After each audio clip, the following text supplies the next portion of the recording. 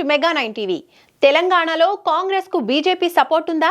దేశవ్యాప్తంగా అలజడి రేపిన ఈడీ ఇక్కడ మాత్రం మొహం చాటేస్తోందా? టీ కాంగ్రెస్ నేతల అవినీతిపై ఆధారాలు ఉన్న చర్యలు తీసుకోవట్లేదన్న ప్రతిపక్ష నేతల వ్యాఖ్యల్లో నిజమెంత? దేశంలో బహిరంగ శత్రుత్వం, రాష్ట్రంలో అంతర్గత మిత్రుత్వం, ఆ రెండు పార్టీల తీరు ఇలాగే ఉందా? Let's watch. గత కొన్నాళ్లుగా దేశంలో ఈడీ చేసిన హడావిడి అంతా ఇంతా కాదు. బీజేపీ పాలిత రాష్ట్రాలు మినహాయిస్తే మిగిలిన ప్రతి రాష్ట్రంలో ఈడీ కేసులు గట్టిగానే సాగాయి. మరి ముఖ్యంగా కాంగ్రెస్, తృణమూల్, బీఆర్ఎస్, ఆమ్ ఆద్మీ ఇలా అగ్ర పార్టీలకు సంబంధించిన చాలా మంది నేతలపై ఈడీ గట్టిగానే పంజా విసిరింది.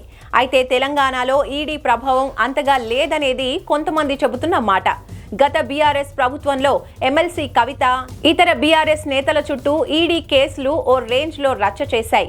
కానీ కాంగ్రెస్ అధికారంలోకి వచ్చిన తర్వాత రాష్ట్రంలో ఈడీ అలికిడి లేకపోవటాన్ని బీఆర్ఎస్ నేతలు తీవ్రంగా తప్పుపడుతున్నాయి. రాష్ట్రంలో బీజేపీ కాంగ్రెస్ మధ్య అంతర్గత దోస్తీ ఉందని, అందుకే కాంగ్రెస్ నేతల అవినీతిపై ఈడీ చర్యలు తీసుకోవటం లేదని గులాబీ నేతలు తరచూ విమర్శలు గుప్పిస్తున్నారు. తాజాగా ఢిల్లీ టూర్లో ఉన్న బీఆర్ఎస్ వర్కింగ్ ప్రెసిడెంట్ కేటీఆర్ అక్కడ నిర్వహించిన మీడియా సమావేశంలో ఈ తరహా వ్యాఖ్యలు చేయటం ఆసక్తికరంగా మారింది. తెలంగాణను కాంగ్రెస్ ఏటీఎంలా మార్చుకుందని, అక్కడ ఆర్ఆర్ టాక్స్ చేస్తోందని స్వయంగా ప్రధాని మోడీ విమర్శలు చేస్తున్న ఐటీ, ఈడీ, సివిసి వంటి కేంద్ర సంస్థలు ఎందుకు చర్యలు తీసుకోవటం లేదని కేటీఆర్ ప్రశ్నించారు. వాల్మీకి స్కామ్ లో భాగంగా తెలంగాణలో అరెస్టులు జరిగాయని, మరి తెలంగాణలో కాంగ్రెస్ హయాంలో జరుగుతున్న స్కామ్లపై ఎందుకు చర్యలు తీసుకోవటం లేదని కేటీఆర్ సందేహించారు. రాష్ట్రంలో కాంగ్రెస్ పాలనలో జరిగిన అవినీతి, స్కామ్లపై అన్ని ఆధారాలు ఇస్తానని, దమ్ముంటే చర్యలు తీసుకోండంటూ ఆయన సవాల్ చేశారు. ఏకంగా ఢిల్లీ కేంద్రంగా కేటీఆర్ ఈ తరహా వ్యాఖ్యలు చేయడంతో ఒక్కసారిగా పొలిటికల్ హీట్ పెరిగింది. కాగా తెలంగాణలో సీఎం రేవంత్ రెడ్డికి రాష్ట్ర బీజేపీ నేతలకు మంచి సత్సంబంధాలు ఉన్నాయని గత కొన్నాళ్లుగా పొలిటికల్ సర్కిల్స్ లో వినిపిస్తున్న గుసగుస.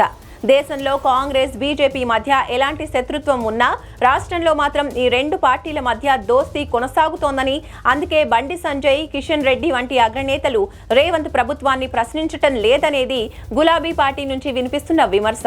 అయితే బీఆర్ఎస్ చేస్తున్న విమర్శలపై కాంగ్రెస్, బీజేపీ పార్టీలు గట్టిగానే సమాధానం ఇస్తున్నా ఈ తరహా గుసగుసలు ఆగటం లేదు.